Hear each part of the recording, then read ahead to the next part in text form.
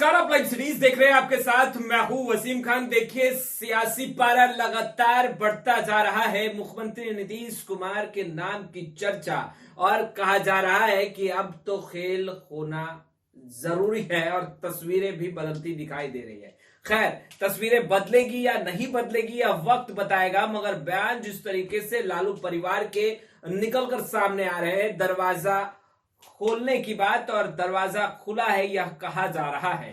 देखिए, लालू प्रसाद यादव के साथ मीसा भारती, तेज प्रताप यादव भी मुख्यमंत्री नीतीश कुमार का स्वागत करने को तैयार हैं, मगर तेजस्वी यादव अड़े हैं। दूसरे तरफ राहुल गांधी आ रहे हैं पटना, और राहुल गांधी पटना आएंगे तो क्या सब कुछ सेट हो जाएगा? हमारे साथ वरिष्ठ पत्रकार रवि उपाध्याय सर हैं। सीधा सवाल लेंगे सर, राहुल गांधी भी आ रहे हैं पटना और राजद की बड़ी बैठक भी है। कहा जा रहा है कि अब महागठबंधन इंडिया ब्लॉक का कुंभा भी बढ़ रहा है और राहुल गांधी के आने के बाद सब कुछ सेट हो जाएगा, ना हाँ में तब्दील हो जाएगा। देखिए, ना हाँ की बात नहीं है। राहुल गांधी महागठबंधन कह लीजिए, इंडिया ब्लॉक कह लीजिए, उसके बड़े नेता हैं और वह धुरी के रूप में आप कहीं बात करिएगा तो कहीं पर भी आप देखिए तो कांग्रेस राष्ट्रीय पार्टी है। तो उसके इर्द गिर्द ही तमाम अलायंस पार्टनर, जिस तरह से भारतीय जनता पार्टी एनडीए में बड़ी पार्टी है, उसके इर्द गिर्द ही तमाम एनडीए के घटक दल अलायंस है। इसी तरह से बिहार में भी महागठबंधन है। ठीक है, तेजस्वी यादव की पार्टी बड़ी पार्टी है और तेजस्वी यादव ही ड्राइविंग सीट पर है, जो हम लोग बार बार कहते हैं। तो वो, लेकिन इस जब 18 जनवरी को आप देखिए कि एक तरफ राष्ट्रीय कार्यकारिणी की बैठक आरजेडी की होगी, ठीक दूसरी तरफ उनसे कुछ ही दूर के फासले पर आपको कांग्रेस के सर्वमान्य नेता, कांग्रेस के वरिष्ठ नेता प्रतिपक्ष लोकसभा में राहुल गांधी आपको पटना में रहेंगे 18 जनवरी को। तो कुछ दूर के फासले पर ही आपको गहमा गहमी यह दिखाई पड़ेगी पटना में 18 जनवरी को। बिल्कुल। और ये जो हम लोग बात करते थे मकर संक्रांत, तो 14 तारीख को मकर संक्रांत समाप्त हो गया और उसके बाद शुभ शुभ होने की बात है। मकर संक्रांत के बाद यह शुभ शुभ होता हुआ दिखाई पड़ता है। बिल्कुल, शुभ शुभ होने भी लगा है। पशुपति कुमार पारस का भी नाम जुड़ता नजर आ रहा है महागठबंधन कुंभे से। निश्चित रूप से हम पहले ये बता दें आपको कि मकर संक्रांत खत्म हुआ, आपको ठीक आपने देखा कि एनडीए फोल्ड में अब तक पशुपति कुमार पारस की पार्टी राष्ट्रीय लोजपा थी, लेकिन अब वह महागठबंधन के कुंभे में शामिल हो गई है। और महागठबंधन के कुंभे में शामिल होने के साथ ही आपको महागठबंधन में एक अलायंस पार्टनर और बढ़ गया। अब आपको महागठबंधन में 6 अलायंस पार्टनर हो गए। अच्छा, अब देखिए 3 बामदल हो गए, सीपीआई, सीपीएम, भाकपा माले, ये 3, एक कांग्रेस, एक राष्ट्रीय जनता दल और एक राष्ट्रीय लोक जनशक्ति पार्टी की पशुपति पारस की पार्टी हो गई। तो 6 अलायंस पार्टनर आपको महागठबंधन में स्पष्ट रूप से दिखाई पड़ रहे हैं। तो ये जो पशुपति कुमार पारस की पार्टी जो शामिल हुई है जो महागठबंधन में, वह भजन कीर्तन करने वाली पार्टी तो है नहीं। वो अब तक आपने देखा होगा कि पशुपति कुमार पारस अपने बड़े भाई लोक जनशक्ति पार्टी जब एकीकृत हुआ करती थी, उसके लिए वह फील्डिंग वही सजाते थे। फील्डिंग बेहतर सजाइएगा, मैच आप जीतिएगा। बिल्कुल, यह तो शुरू से कहावत है, कोई हम और आप थोड़ी पहली बार कर रहे हैं। किसी भी मैच में देखिएगा, फुटबॉल हो, क्रिकेट हो, कोई भी मैच में फील्डिंग किस तरीके से प्लेसमेंट होता है, वह प्लेसमेंट के माहिर खिलाड़ी हैं, संगठन करता है वो पशुपति कुमार पारस। इस बात को समझ लीजिए।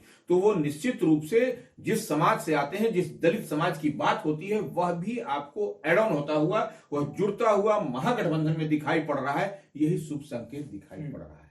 और यह आपको 2025 में जो इस वर्ष चुनाव होगा बिहार विधानसभा का, उसमें देखिएगा कि पशुपति कुमार पारस की पार्टी को महागठबंधन कितनी सीट देती है। नंबर 1 बात, अभी इस पर फैसला नहीं हुआ है, इस पर भी फैसला होगा।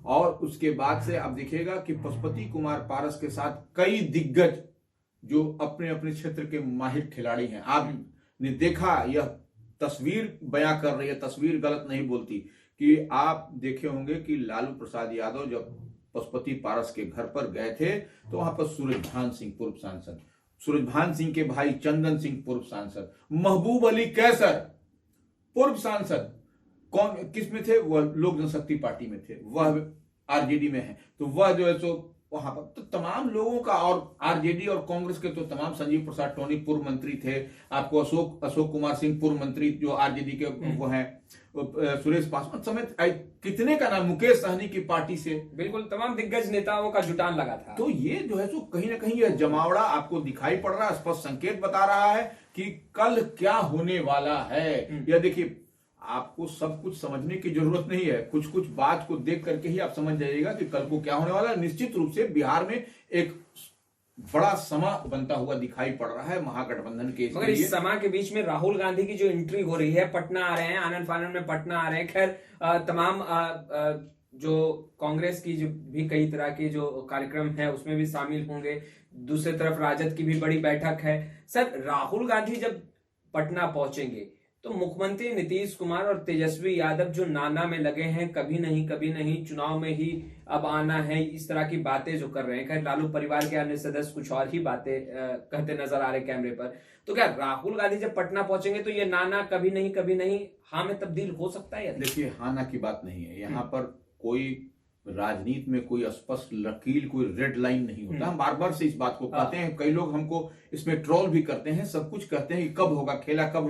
देखिए, खेला खेली का कोई बात नहीं है। स्पष्टता के साथ समझिए कि कोई भी पार्टी अपने कंफर्ट जोन में रहना चाहती है, कोई भी अलायंस पार्टनर कंफर्ट जोन में रहना चाहती है राजनीति के मायने में। तो इस लिहाज से आप इतनी बात तो स्पष्ट मानिए कि जब राहुल गांधी आएंगे और उस दिन लालू प्रसाद यादव के साथ उनकी मीटिंग भी है, सिटिंग भी है, मीटिंग सिटिंग होगी। तो मीटिंग सिटिंग जब होगी, राजद के राष्ट्रीय अध्यक्ष लालू प्रसाद यादव और राहुल गांधी जब एक साथ बैठेंगे तो निश्चित रूप से जो अलायंस पार्टनर के लिए, जो महागठबंधन में जो 6 जो अलायंस पार्टनर, उनके लिए कई सारी मुद्दे पर चर्चा भी होगी चुनाव से पहले। और उसके बाद उसको जो खाका तैयार होगा, जो रोड मैप तैयार होगा महागठबंधन का, उसको कैसे इंप्लीमेंट करना है। और आपने देखा भी कि देखिए, चुनाव अभी आपका तो चुनाव नहीं है, लेकिन एनडीए की ओर से क्या तैयारी, एनडीए के तमाम जो प्रदेश अध्यक्ष हैं उन लोगों ने अपना एक साथ एक मैसेज देने के लिए, एक परसेप्शन बनाने के लिए, वह आज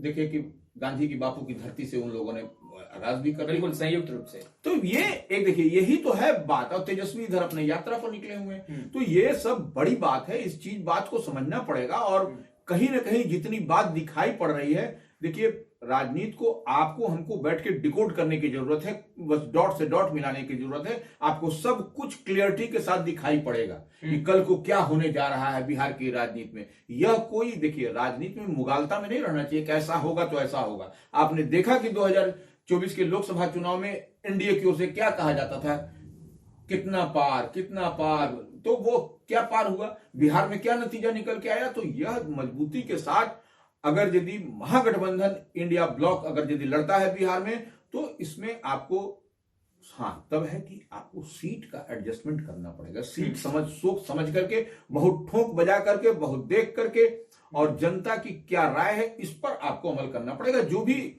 महागठबंधन की तरफ से होगा।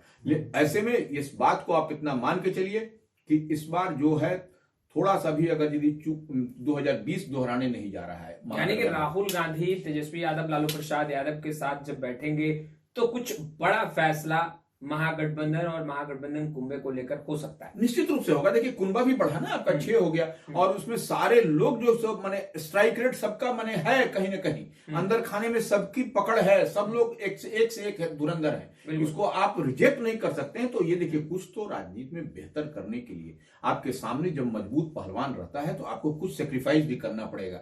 आपको सर्व अपना ही लेकर के नहीं चलना पड़ेगा, कुछ तभी जाकर के अलायंस मजबूत होता भी है और तभी कुछ होता हुआ दिखाई भी पड़ेगा।